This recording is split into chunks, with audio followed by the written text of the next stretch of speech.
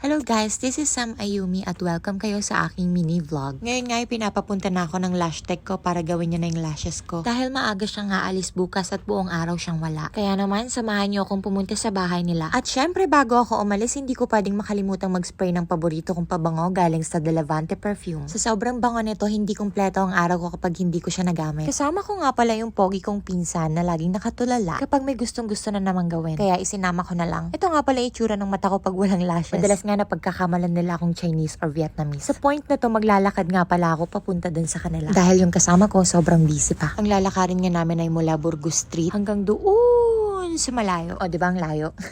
Sa oras na to, wala pa nga masyadong tao. Pero sure, mamaya-maya marami na yan. Ito nga pala yung tinatawag nilang Burgos Street na napakadaming club at madaming bar. Marami nga rin ditong resto bar na pwede ninyong pagkainan. Grabe, sobrang sarap ng mga pagkain nila dito. Dito nga pala yan sa Makati Poblacion, Burgos Street. At alam nyo ba na ang mga tao dito sa Makati Poblacion ay gising sa gabi, tulog sa umaga. At syempre sa Makati Poblacion sa ganitong oras, traffic na. Kaya naman, halika na light, tumawid na tayo. Video tayo ng video eh. Oo, tatawid na tayo.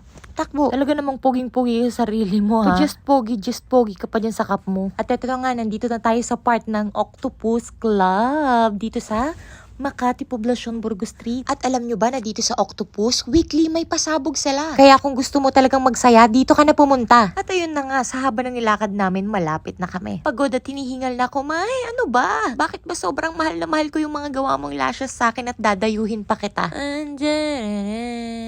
Only enjoyment, I'm sad again. Don't tell my boyfriend. Ayun, nakita ko si Chloe. Zoe kasi hindi Chloe. Zoe, asan yung nanay mo? Zoe, asan nanay mo? At eto na nga, finally nakaupo din ako at habang pinapanood ko yung batang to, nagpapahinga ako dahil sobrang hinihingal talaga ako. 24 hours later. Ito na nga yung before na kinuhanan ni Maya at ito na yung lash tech ko.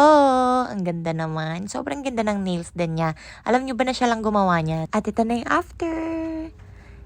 You look so beautiful.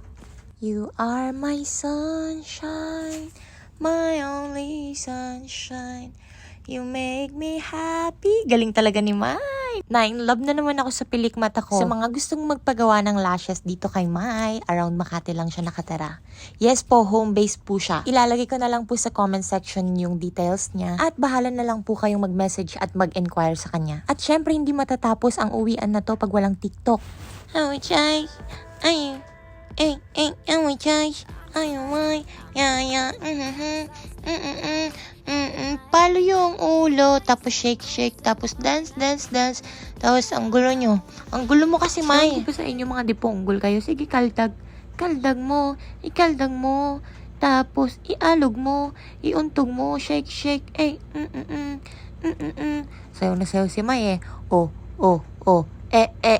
Saya ka dyan. At syempre, bago ko umalis, may nagiinuman sa labas at dinekwat ko yung kanilang pulutan. Uy, binayaran ko yan ha.